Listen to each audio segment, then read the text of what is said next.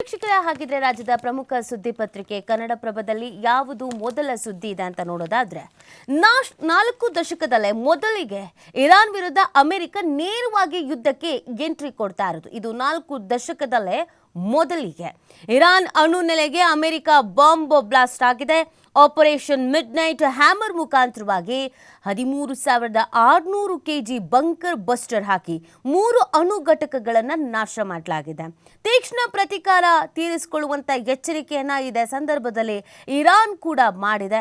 ಖಮೇನಿಗೆ Russia China ಬೆಂಬಲ ನೀಡುವಂತ ಸಾಧ್ಯತೆ ಇದೆ ಅನ್ನೋದು ಕೂಡ ಗೊತ್ತಾಗ್ತಾ ಇದೆ. ಈಗಾಗಲೇ ರಷ್ಯಾ ಎಚ್ಚರಿಕೆ ನೀಡಿತ್ತು ಅಮೆರಿಕಕ್ಕೆ, ಯಾವುದೇ ಕಾರಣಕ್ಕೂ ಇದಕ್ಕೆ ನೀವು ಎಂಟ್ರಿ ಆಗೋದು ಬೇಕಾಗಿಲ್ಲ, ನೀವೇನಾದ್ರೂ ಎಂಟ್ರಿ ಆದ್ರೆ ನಾವು ಎಂಟ್ರಿ ಆಗಬೇಕಾಗತ್ತೆ, ಅಲ್ಲಿ ನಮ್ಮವರು ಕೂಡ ಕೆಲಸ ಮಾಡ್ತಾ ಇದ್ದಾರೆ, ಕಂಪನಿಗಳು ಇದೆ ಅಂತೆಲ್ಲ.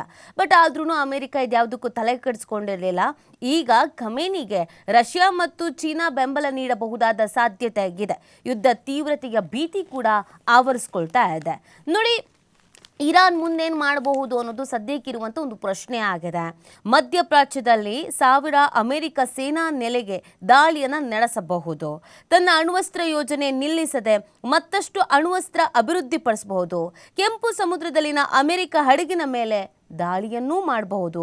ಅಮೆರಿಕಕ್ಕೆ ತೈಲ ಸಾಗಣೆ ನಿಲ್ಲಿಸೋಕೆ ಹೋರ್ಮೋಸ್ ಜಲಸಂಧಿಯನ್ನ ಬಂದ್ ಮಾಡಬಹುದಾದ ಸಂಭವ ಕೂಡ ಇದೆ.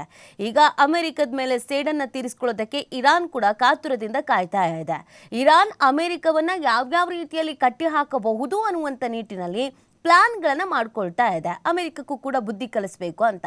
ನೀವು ನೇರವಾಗಿ ಅಮೆರಿಕದ ಮೇಲೆ ಅಟ್ಯಾಕ್ ಮಾಡ್ತೀನಿ ಅಂತಂದರೆ ಅದು ಮೇ ಬಿ ಇರಾನ್ಗೆ ಕಷ್ಟ ಆಗಬಹುದು. ಯಾಕಂದರೆ ಅಮೆರಿಕ ಶಸ್ತ್ರಾಸ್ತ್ರಗಳ ವಿಚಾರದಲ್ಲಿ, ತನ್ನ ಸೈನ್ಯದ ವಿಚಾರದಲ್ಲಿ ಬಹಳ ಸಾಮರ್ಥ್ಯವನ್ನು ಹೊಂದಿದೆ, ಪ್ರಬಲವಾದಂಥ ಸಾಮರ್ಥ್ಯವನ್ನು ಹೊಂದಿದೆ. ಹಾಗಾಗಿ ಕೆಲವೊಂದು ವಿಚಾರದಲ್ಲಿ ಅಮೆರಿಕವನ್ನು ಕಟ್ಟಿ ಹಾಕುವಂಥ ನಿಟ್ಟಿನಲ್ಲಿ ಇರಾನ್ ಪ್ಲಾನ್ ಮಾಡ್ಕೊಳ್ಬಹುದು. ಆ ಚಿಂತನೆಯಲ್ಲಿ ಇರಾನ್ ಇದ್ದಂಗೆ ಕಾಣಿಸ್ತಾ ಇದೆ.